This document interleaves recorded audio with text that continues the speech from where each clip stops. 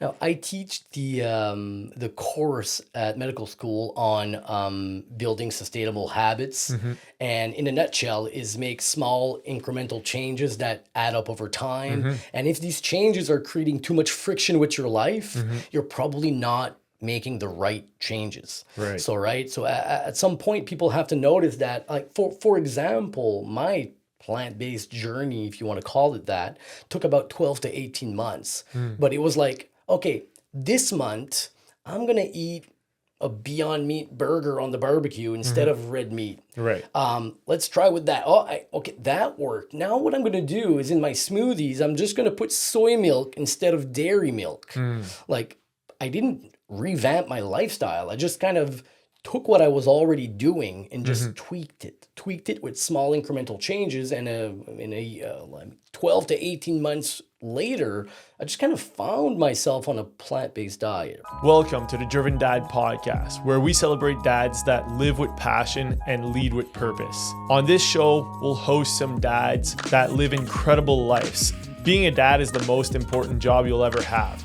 Get inspired by our amazing guest dads that refuse to live life in mediocrity and live epic lifestyles with their families.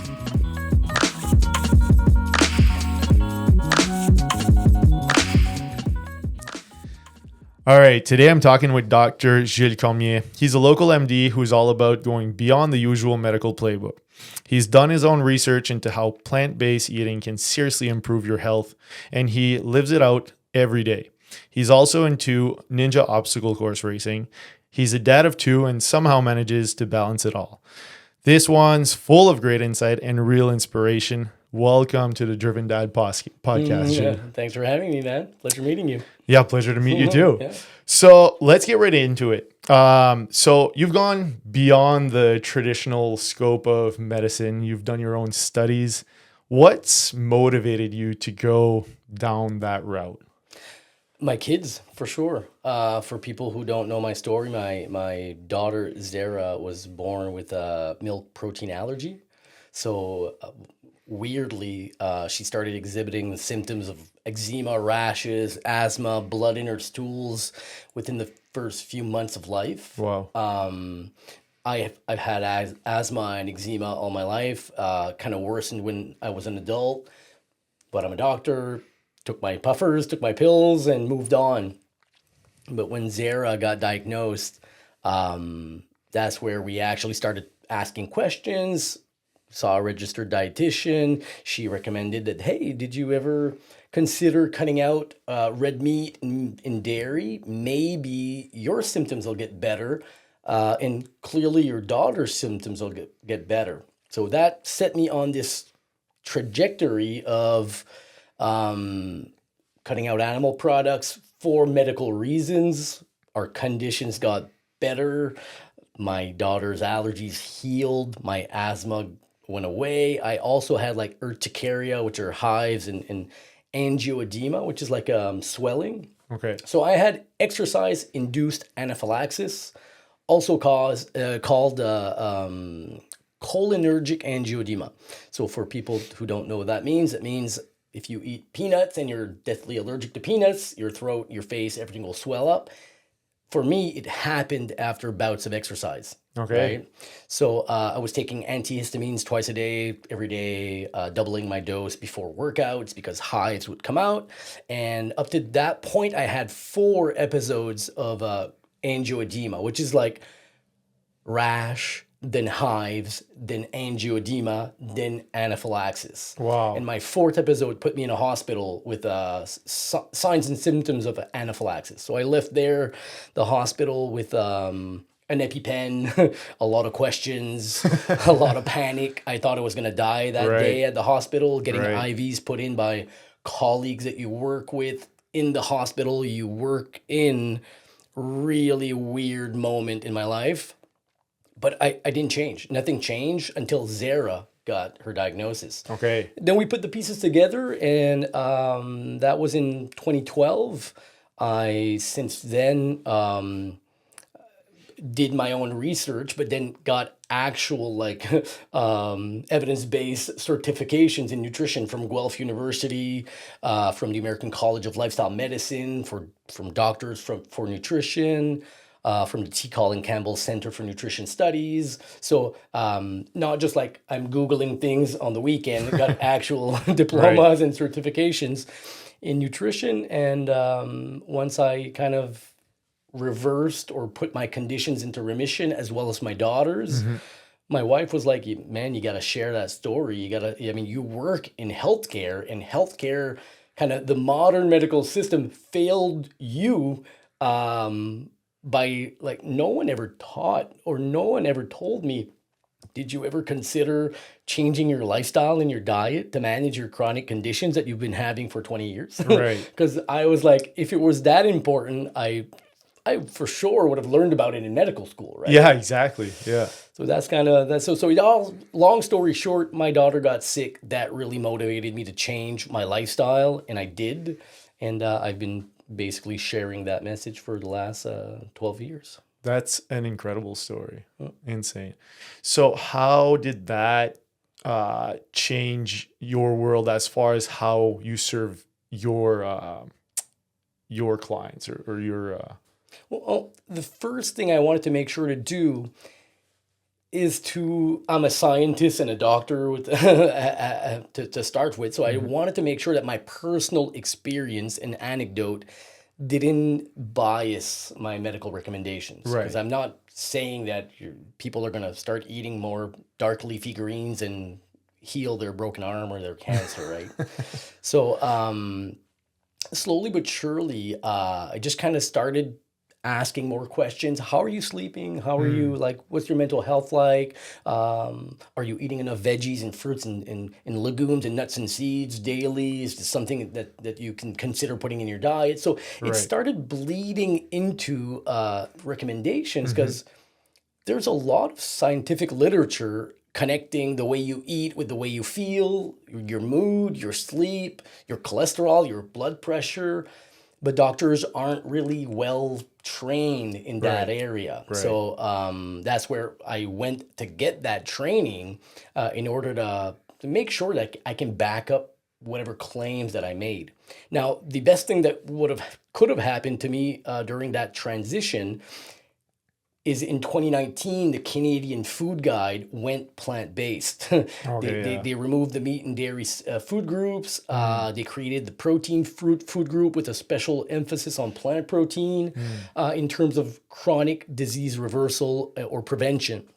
And by chronic disease, I'm talking about cholesterol, hypertension, diabetes, strokes, heart attacks, cancer, autoimmunity, allergies, and neurodegenerative disease like Alzheimer's, Parkinson, right? So we now have enough data showing that eating in a certain way can help either prevent, or in some cases, depending on severity, even reverse some of these chronic diseases. And that's where the Canadian Food Guide in 2019 just kind of followed the science and became predominantly plant-based. They don't call it that because plant-based is a term that can be can be manipulated. Right. You can slap plant-based on a sausage at Tim Hortons. That's not the plant-based that we're talking about when we're talking about healthy plant-forward diets, right? Yeah. Something coming from a natural state of plant-based is what you're more relating to. The whole premise of a plant-based diet is get the majority of your calories from foods that grow from the ground, a tree, or a plant in a state as close as possible to the way that Mother Nature created it. Right. Just eat real whole foods, right? That's why I think no one disagrees with that. But when you use the term plant-based, I mean, eating food is such a personal part of us that when someone suggests that you cut out certain food groups, they think you're crazy. There's a visceral reaction there and an emotional one, right? Whereas my whole premise is I get hate online a lot just because of the word plant-based. Okay. But my premise for people who actually listen to my podcast or check my website is I focus on what you're adding to your plate and how you're adding healthy, evidence-based foods to what you're already doing. And I'm not focusing on cutting out food groups, right? Right. So Do you think is it something you preach to, like, do you think everyone should go plant-based, or do you think it's a case by case type basis, or is it more like everyone should eat healthy and that looks different for everyone? yeah, so I think that if you follow the science and you look at the data will state that as you get more and more calories from whole foods, you reduce your risk of chronic disease. Now, a lot of people assume that going plant-based means 100% plant-based. I mean, by definition, you get the majority of your your calories from plants. Right. And plants, that's not a salad. I'm not talking about salads. I'm talking about whole grains. I think that's how most people see it. Absolutely, yeah. I don't eat salads. Nuts and seeds, whole grains, fruits, vegetables, and legumes like soy products and chickpeas, lentils, and beans, right?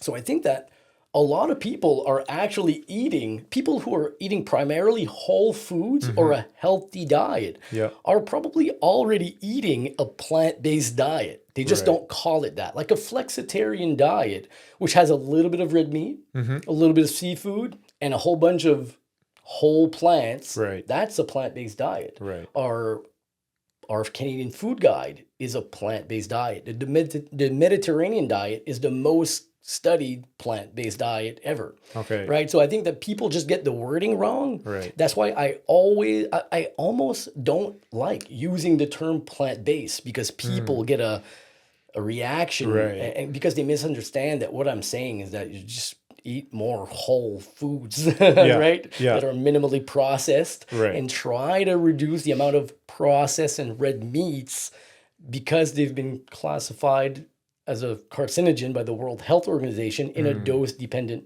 fashion, right?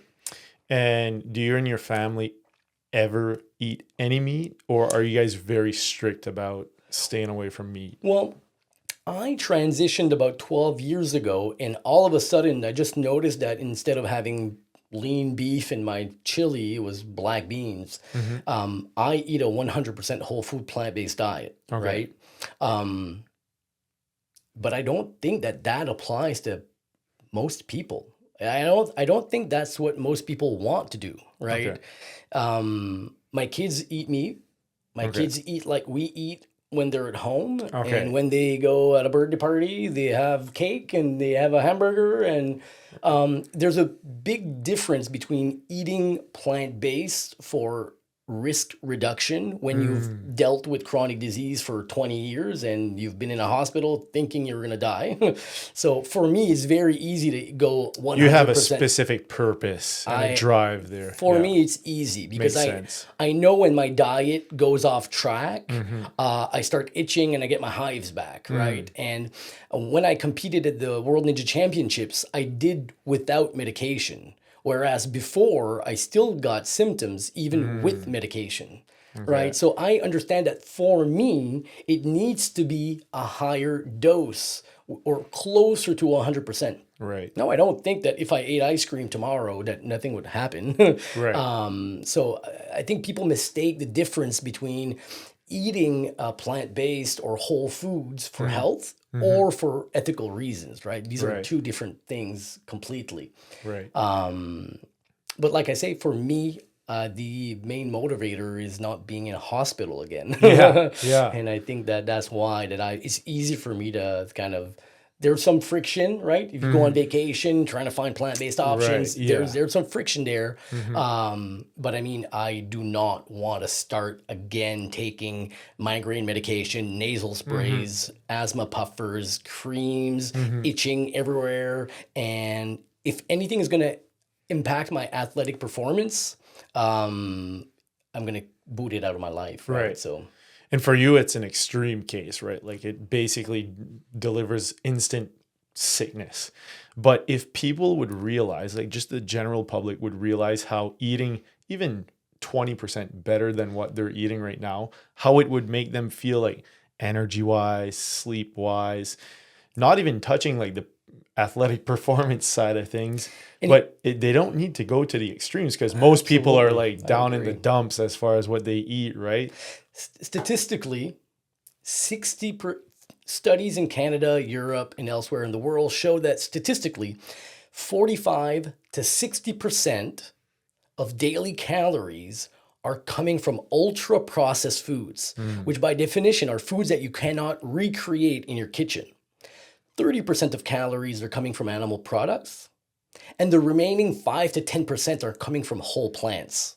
Okay. Whole, minimally processed plants. Right. People are not meeting recommendations for the amount of veggies or fruits or legumes or whole grains they're supposed to eat. Now, if you look at the data and you look at what looks like an evidence-based ratio, it would be the 80-20 rule. So 80-20 means 80% of your calories are coming from whole food that your grandparents used to eat, right? And 20%, the other 20% of calories can be whatever you want. I mean, if it's red meat, it's red meat.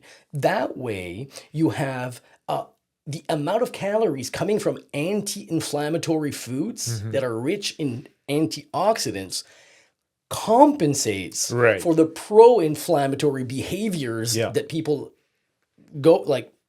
Sleep deprivation, exercise is inflammatory, getting cold is inflammatory, stress is inflammatory. So I don't think that if people hear plant-based and they make up an idea in their mind of what the diet is, I think that we actually probably agree more than we disagree that no, you do not have to be a 100% plant-based to have health, like the advantages. Right. Most of the benefits plateau off. The curve tends to plateau off after about 80%. So I say to people, just eat like the Canadian Food Guide if you can, and that'll give you 99% of the benefits of eating just real food. Right, right. And what's your theory as far as the source of the meats? So would you say that there's, meats that can be healthier or more detrimental to your health depending on where it comes from and where you sourced it? Absolutely. So people who follow my content know that everything exists on a spectrum. Nothing is good or bad, right? All foods can fit in a healthy diet depending on the dose.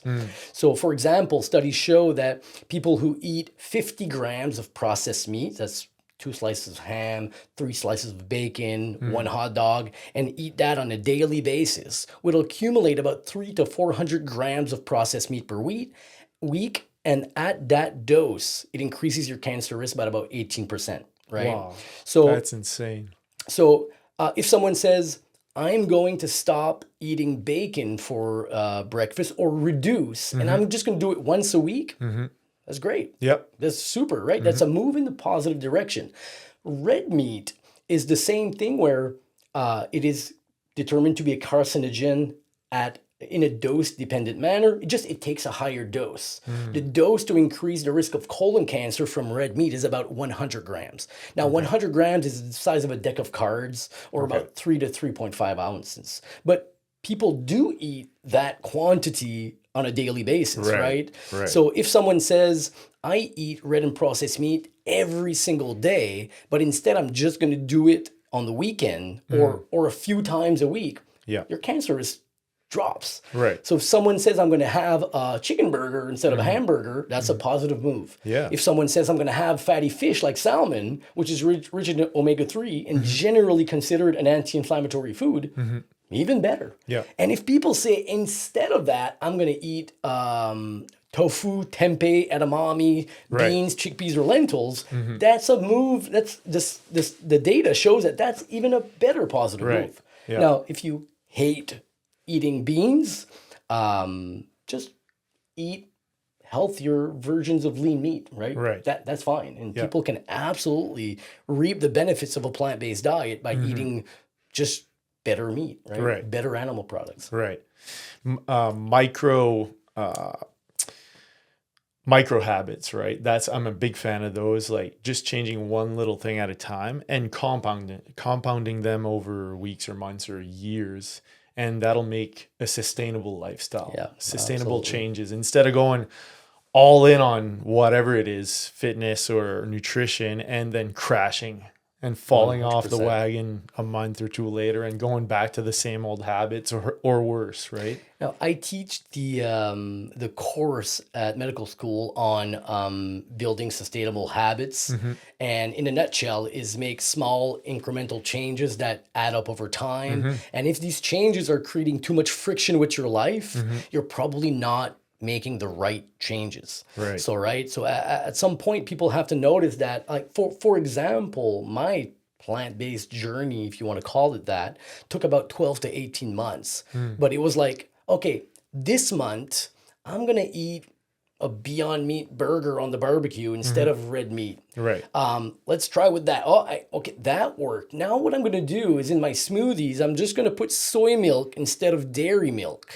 Like, I didn't revamp my lifestyle. I just kind of took what I was already doing and just tweaked it with small incremental changes. And like 12 to 18 months later, I just kind of found myself on a plant-based diet, right? I wasn't necessarily seeking to become plant-based. I was seeking to reduce the amount of animal products in my diet because I knew that I didn't want to go back to the hospital with angioedema and difficulty breathing, right? Right. Yeah.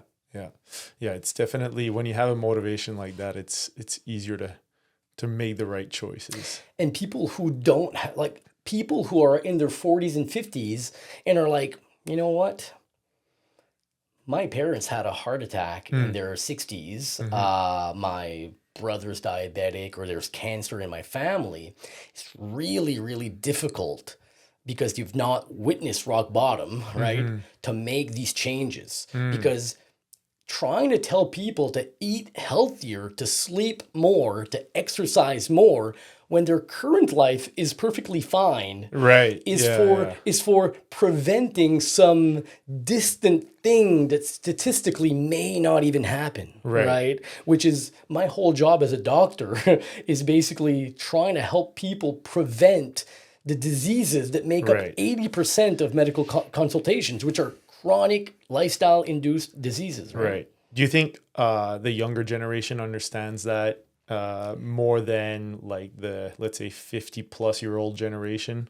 I think so, because I think that a lot of people are like, oh, heart attacks are just run in my families. But I mean, the newest students that I have, like in medical school, even the younger patients, they understand that their food choices has impacts on their health, on the climate, on others, and they just have access to the information at a much younger age. And I think now there is zero doubt in the medical literature. There's a lot of confusion online, but there's no confusion in the scientific community on which foods promote health and which foods promote disease and which foods are neutral. Certain foods like chicken, for example, lean chicken, typically has a neutral impact on inflammation and health, right? It has a beneficial one if you were eating 2 pounds of red meat and then you switch to chicken. That's a positive move. But I think that the younger generation is more kind of in tune with that information. I think the medical students now that I coach and I teach, they know, and we have studies showing that longevity and health span is about 80% determined by your lifestyle, which is stress, sleep, nutrition, exercise, and 20% is determined by genetics. Whereas the older generation tends to say, heart attacks just run in my families, where the data says, no, it doesn't. Lifestyle, habits are what runs in your families, right? Yeah, exactly. So how has this changed how you talk to your patients? Like when they come see you for whatever issue, how do you manage like kind of putting a line between like always going down that, we'll call it a rabbit hole, or kind of sticking to more conventional medicine? Yeah. So about 20 years ago, the American College of Lifestyle Medicine created a massive association with thousands of doctors to address that question, right? Now, I'd rather my patients start walking and running and eating more fruits and veggies to not be obese and not to have cancer.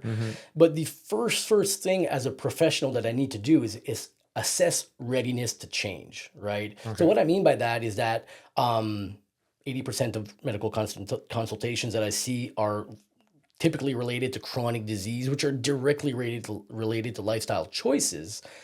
But that doesn't mean that everyone's ready to change, or that everyone even makes the link between their lifestyle and their health issues.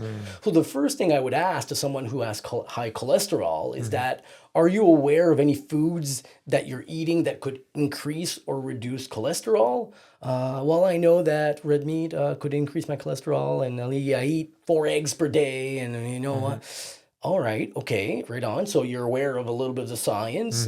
Is that something you're kind of thinking of changing? Would you be open to getting new information and making some tweaks? And some people will say, buddy, just give me the cholesterol pill. Right. I'm going to go eat Dixie Lee fried chicken tonight Right. and the night after as well. Right. And you know what? I meet everyone where they are, Okay. right? That's okay. He's in the pre-contemplation stage, which meaning that he's not even contemplating change. Whereas the next person might say, I know I have to clean up my diet. And then I can open up with, well, if you're willing to, I can send you some resources through email, things that you can read. And if you have questions on it, let me know. Right. So I think that That's an amazing approach. I love that. That's awesome. Everyone has their own journey. People have their own reasons to change and to not change. In much in the same way that some people who smoke, even knowing that it's unhealthy, they have a lot of benefits. That it relaxes them, it manages their stress. That's where they're meeting their colleagues for smoke outside for lunch break. Social hour. So my goal should never be to guilt someone into stopping smoking by saying, "Don't you know that it causes cancer?" It's more, are you aware of the health implications of smoking? Right. And is this something that you ever considered changing? Right. And if you do or you did, do you want to talk about resources? And also let's talk about the positives of why you smoke, right? So I think you can apply that to all lifestyle changes, but that doesn't fit into a 30-second clip online, right? So people have this really black and white view of how we deal with lifestyle induced diseases, whereas I'd say we try to meet everyone at wherever they are and adapt to where they want to go. Right. So with your patients, give me an example of a specific illness or a case that through changing their diet, specifically with the vegan kind of route or the plant-based route, give me an example of a story that just, with that nutrition change, how it healed their case or their symptoms. Absolutely. So first of all, just to clarify, people will conflate vegan diets with plant-based diets, and they're not the same, right? So a vegan diet is a diet that tells me what you don't eat, and typically means you don't eat animal products, but it doesn't describe the quality of your diet at all. Right. Because you can eat Oreos and Pepsi and fries and call yourself vegan on a vegan diet. Yeah. And the term vegan should probably not even be used to describe a diet, because it's an ethical term that means minimizing animal cruelty. So vegans would not wear a leather belt or buy a car with leather seats, right? So that's an ethical standpoint. Right. That's funny because my mind goes straight to nutrition when I think about vegan, and I think that's the marketing of everything that is the kind marketing. of did that, right? Absolutely. Interesting. And so vegan diets or vegetarian diets tell me what you don't eat, whereas the term whole food plant-based tells me what you do eat and focuses primarily on including foods that have an evidence-backed scientific studies showing benefits to reduce chronic disease risk. Right. So that's why the term whole food plant-based is not even similar to the term vegan. And that would never come out in a conversation with my patients unless they are vegan for ethical reasons. Right. And then my goal is to make your vegan diet healthier. Yeah. Right? Yeah, exactly. So to go back to your question, the examples of how you can have patients get better on a whole food evidence-based diet. You name it. I mean, I've had patients lose 30 pounds, get rid of their CPAP machines, because eating more plants, you're eating foods that are lower in calorie density, higher in fiber. Fiber regulates appetite and the hormones attached to it. And people just kind of, without restricting, they just kind of lose weight. When you lose weight, a whole bunch of things get better. Your blood pressure pills go away. Typically, Right. your diabetes medication gets reduced. If it's within 5 to 7 years, typically, of the diabetes diagnosis, there's still actually a high likelihood that you'll reverse your diabetes and put it into remission. After 7 years, typically your pancreas gets tired because it's been overstimulated, so it tends to kind of die off, and then you get less likely to reverse medical conditions that have been there for a long time, right? So if we can catch the patient where he comes in and I'm like, buddy, your blood pressure is 156 over 92, my go-to 10 years ago would have been, we got to get that number down. Here's a prescription for perindopril. Whereas now we know that, you know what, if you're adding a little bit of spinach in your diet, that'll lower it from 2 to 3 points. A tablespoon of flax seeds can lower it from 3 to 4 points. And you know what? These things are additive, right? So sometimes small nutritional interventions can help lower your blood pressure, lower your cholesterol. People maybe don't know this, but dietary interventions that increase the amount of nuts in your diets, seeds in your diets, whole grains, and prebiotic fiber can reduce cholesterol up to 30 to 35%. I mean, statin drugs do about 50 to 60. Right? So no one is stating here that you're going to eat more nuts and seeds and soy products and your problems will all go away. Right.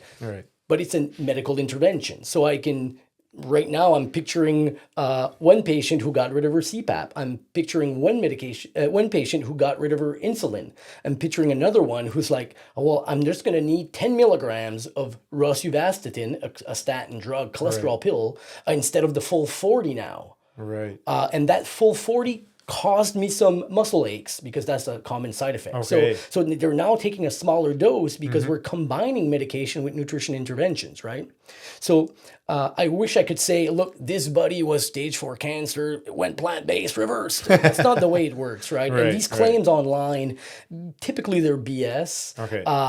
Most medical interventions in terms of nutrition or nutrition interventions are used for chronic disease risk factors. So reducing hypertension, diabetes, cholesterol, reducing cancer risk. So reducing your risk. We're not saying that you're going to change your diet and you're not going to need chemotherapy. That's not something that's based in evidence at all. But I think the most common causes or the most common cases are people that have autoimmune conditions. They clean up their diet, surprise, their inflammatory parameters get better. People that have IBS, irritable bowel syndrome, they change their diet, their symptoms go away. And for some of these patients, these symptoms, like I had, they kind of ruin your life. I mean, I was an athlete. I was doing exercise. I had hives. I was hoping to train for the Ninja Championships, and I couldn't even run a 5K without taking my puffers, right? Whereas I ran much longer distances without puffers after that. After I just got my inflammation down and got my body back, right? It's a game changer. Like when it messes with your mental state too, it's a snowball effect. Going one way or the other. Like if you're on a downward spiral, then, everything comes down with you. Once your mental state is down in the dumps, then you probably, end up gaining more weight and the medical issues keep piling on. As if you're going the other way, you start to lose 20 pounds, your mental state gets better, you want to move more, and it's a snowball effect in the right direction, right? Absolutely. In 2012, when my daughter was diagnosed, there was a mismatch between my identity, what I valued, who I wanted to be, and who I was, right? I was working 90-hour weeks. I was drinking Red Bulls to try to keep the energy level up so I can work a double shift. My daughter was literally shitting blood. I was a doctor. I couldn't fix her. Right. I really felt that those are probably my darkest days, Okay. physically and mentally. And that's why when someone says, did you consider changing your diet? I was like, I'm taking like 16 pills per day right now. I am I've been navigating the medical system with my own health and my daughter's health with no answers. Um, doesn't seem so drastic than cutting out red meat and reducing dairy, right? A lot of people can look at plant-based diets and be like, I could never do that. I mean, you can have a million problems, but if you have a medical problem, you just have one problem. And it ruins your whole life and it ruins your whole existence. And being a doctor in the medical system, that was enough. I would even say that wasn't even enough to motivate me. Having my kid in the medical system as a doctor, that was the breaking point. Game where changer. That was when I changed everything. Yeah. Insane. If you don't have your health, you have nothing, right? I agree. And when you see your daughters get diagnosed with the same conditions that you've been dealing with for decades, that's as close as a rock bottom as I had. That and like that, I changed everything about my life and my outlook, and I started focusing on getting healthier. And just so happened that led me to a plant-based diet, and that led me to getting certified and trained and educated in the field, and that led me to sharing that with medical students and my colleagues. And in July 2026, we are the second official. I teach at the medical school and teach the future interns. We'll have an American College of Lifestyle Medicine curriculum integrated into our medical training so that future doctors starting July 2026 get basic nutrition training. Oh, I'm not that's trying to amazing. make people plant-based. I'm trying to share evidence-based nutrition so that doctors, when you see them and you say, hey, look, my daughter's asthmatic, are there any puffers are helping, they're managing, but are there any lifestyle interventions or nutrition interventions that may help? And right? nutrition will be a thought in their mind, like, maybe we can go that route. Yeah. Or we can try that. Doctors typically only discuss what they feel competent in. Yeah. And a doctor that doesn't exercise Yeah. is unlikely to recommend exercising to his patient, right? For mental health, for example. But a doctor who eats an unhealthy diet is even less likely to promote dietary changes that may impact your cholesterol or your blood pressure or your 100%. cancer risk, right? 100%.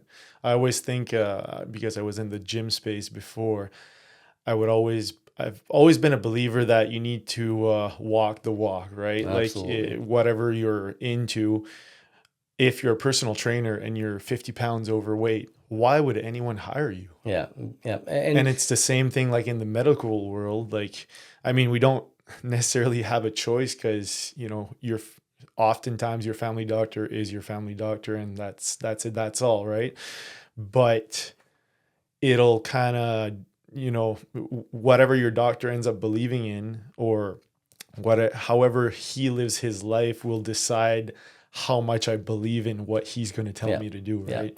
And I couldn't agree more. And I think that now that I am certified, educated, and an ambassador of healthy diets and exercise, I think that when I make a recommendation to my patient that says, have you ever considered taking a walk 20 minutes twice a week? Did you know that that'll increase your VO2 max and likely reduce your risk of dying by all-cause mortality by something from 70 to 90%, whereas stopping smoking reduces your mortality by about 20.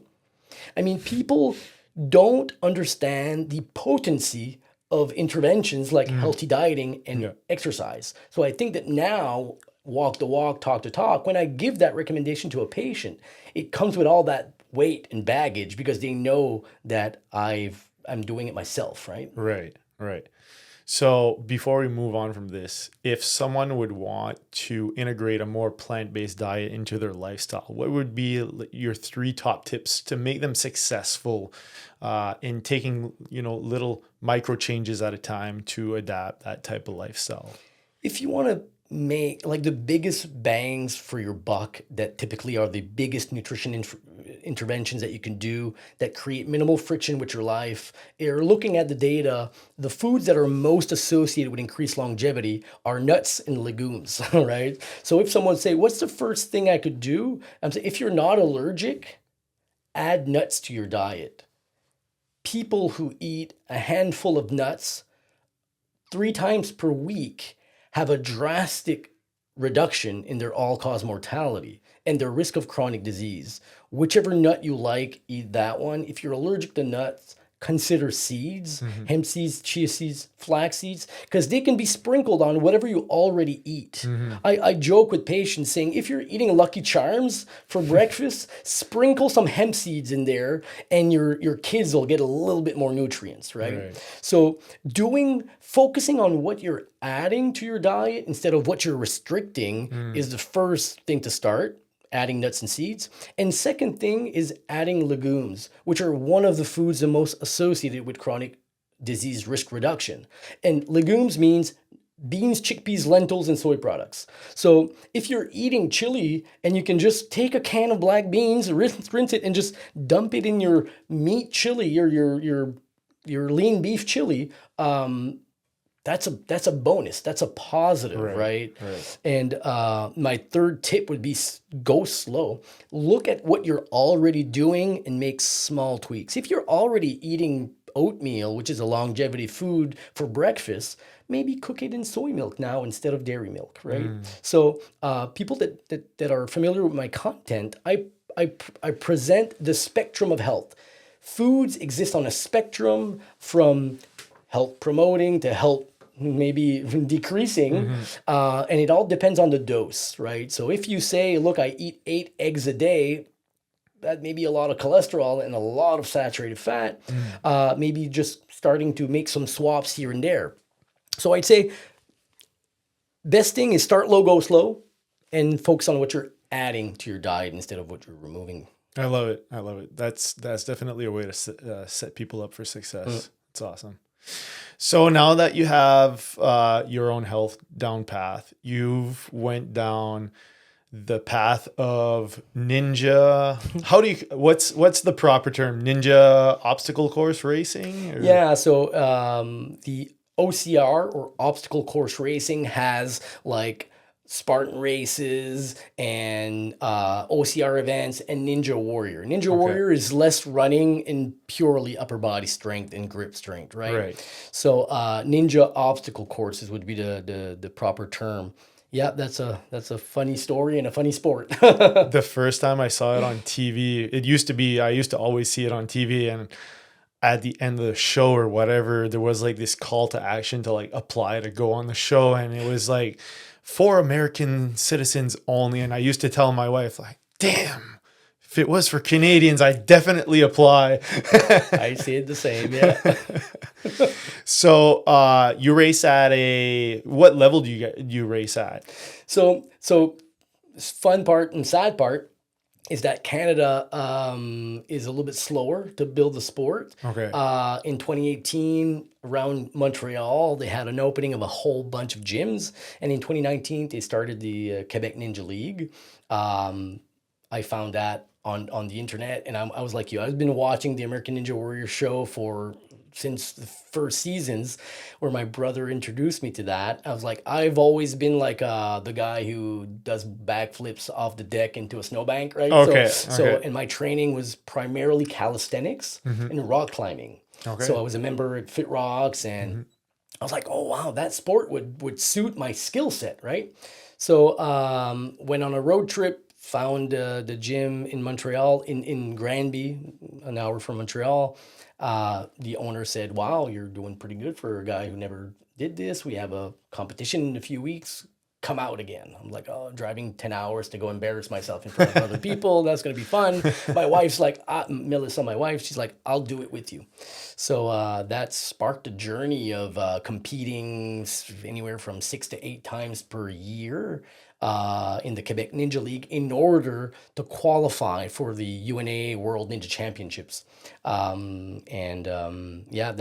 brought me to the World Championships over the last 3 years. So you did qualify there 3 times? 3 times. I went wow. to Vegas. Amazing. Yeah, Vegas in 2022, Orlando in 23, and we were in July 24 in Anaheim, California, at the World Ninja Championships with people that we watch on television, right? That's awesome. Yeah, it was amazing experience for sure. Yeah. So where did you stand at that level? I'm middle of the pack. Okay, that's cool. So let's say in my category, let's say we're 150 people. First, I think I was like 29th, and then in the 70s, right? Okay. I mean, the sport is evolving at an amazing rate, and now the typical ninja body is a lanky 5'10" that weighs 120 pounds and that can dead hang for 11 minutes. Okay. Right? Okay. I'm a short, stubby 165 to 170.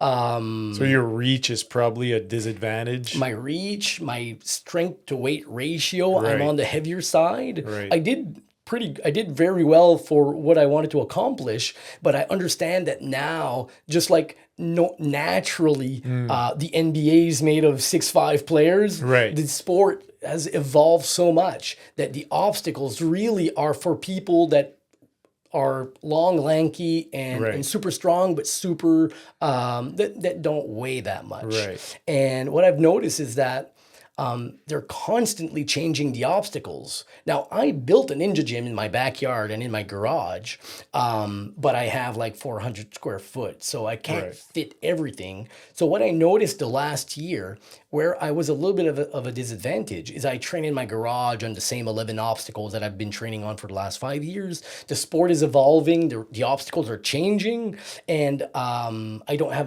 there's no ninja community here. Right. Whereas in Montreal, where they're training all in 7 or 8 different gyms, so every single gym is different obstacles, and they kind of do the gym hopping from one to the other, so they can train on as many different obstacles as possible. And naturally, when you train next to people that are really good or better than you, then you'll progress more than training alone in your own gym. And you could relate where the things that I could accomplish during a competition, I could have never reproduced in my garage. Right. I mean, the adrenaline of a competition, and I've done like over 20 up till now, where you're bloody hands and you rip and you tear and you don't even feel it. It's an amazing feeling. I did like a 1-arm pull-up for the first time in a competition. I've never did that in my garage.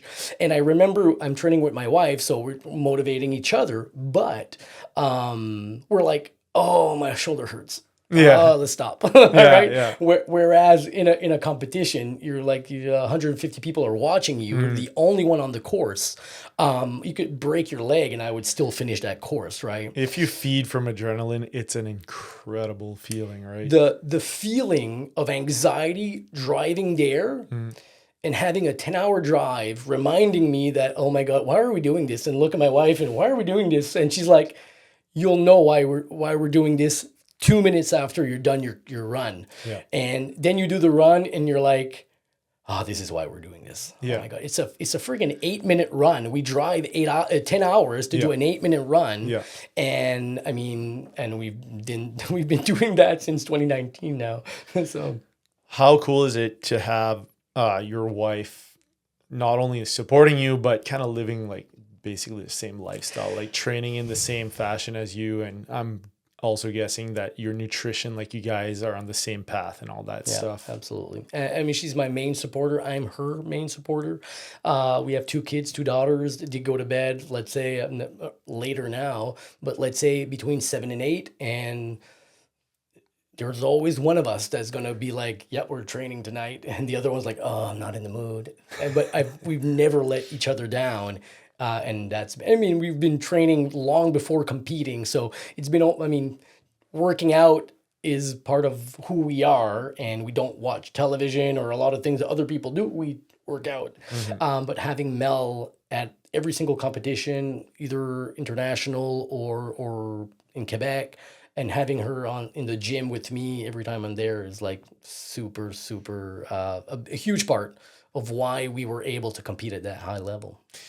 That's like it's not a secret, but let's call it the best kept secret of having like a successful household on all angles is to be on the same page. Like if there's one person that's really healthy and, you know, physically active and the other one's the total opposite, makes it so hard for that person wanting to do better and to eat better and to do more to stay on that track, right? Compared to having both people on the same track, wanting a healthy lifestyle, wanting to show a healthy lifestyle to their kids also. I think it's an integral, like I actually think you need that. Like I think it's a problem if you don't have that.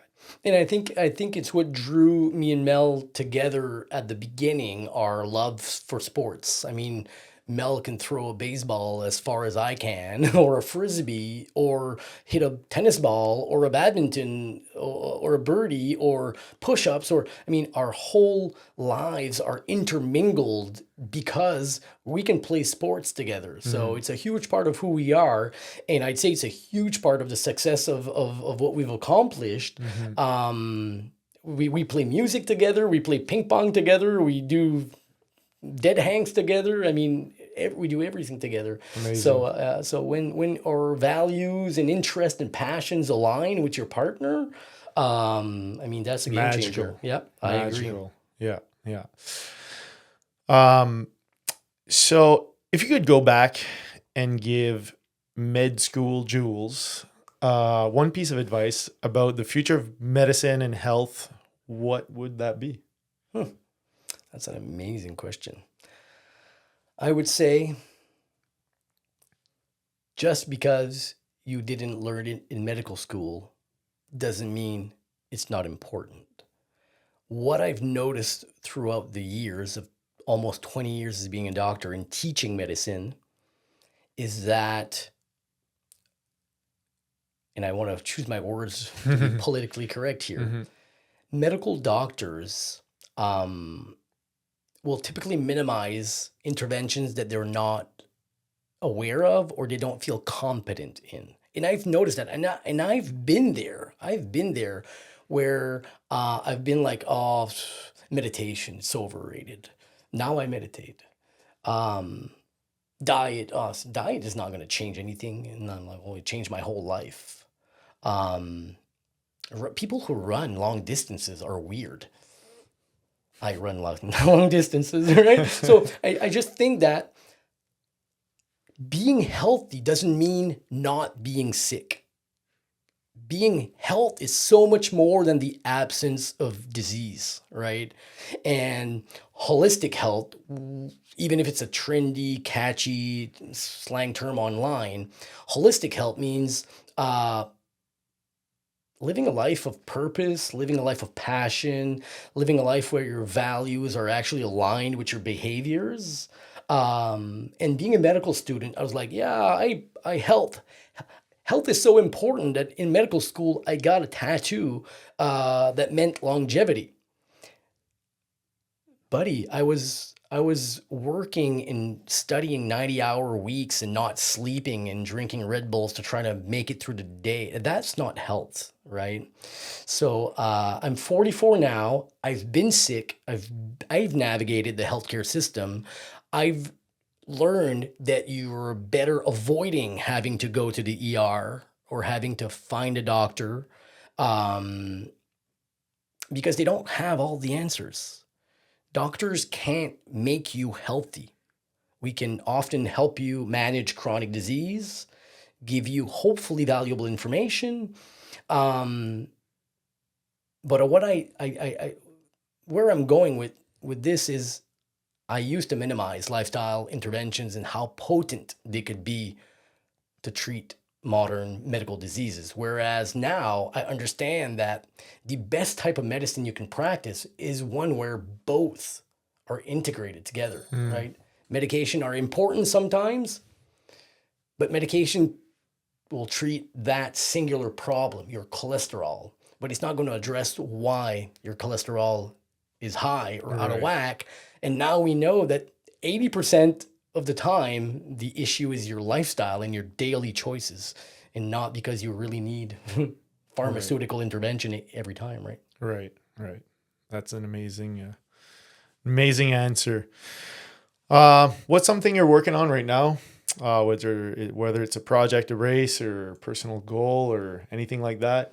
The one thing that's occupying the most of my time is building a lifestyle medicine residency curriculum to be taught to future doctors in July 2026. So July 2026, we launch, which means that doctors will have the option of getting trained in lifestyle medicine. Now, for people who don't know what lifestyle medicine is, it shares the evidence, the scientific literature about how nutrition, sleep hygiene, social connections, exercise, toxic substances, and substance abuse can help, and stress management can help actually modulate, regulate, and reduce the risk of chronic disease. So now future doctors will be same doctors with that added layer of training that they can choose or not to have. But I'm building that curriculum right now so that it's ready for July 2026. The biggest thing I've accomplished so far in my life. That's amazing. I'm actually really excited about that. That's good for, so many people around us. With almost 80 to 85% of medical doctors in New Brunswick getting trained where I work, it could potentially even change the healthcare system Absolutely. by creating a culture of prevention. Now, I'm not minimizing the importance of medical interventions. I mean, medical imaging and medication, they're evolving at a high rate, and we really need them. But sometimes we focus on that at the expense of the unsexy habits that people need to build day in, day out to be healthy, right? Yeah. That's amazing. I'm proud of you for doing that. That's pretty awesome. Thank you. Well, Jules, this was an amazing conversation. I really appreciate you coming on the show. Thanks for being the person that you are, the change maker that you are, and the amazing dad that you are. And you're definitely going to be inspiring other dads around us. So thank you. Well, thanks for having me, and thanks for the kind words. Appreciate it. My pleasure.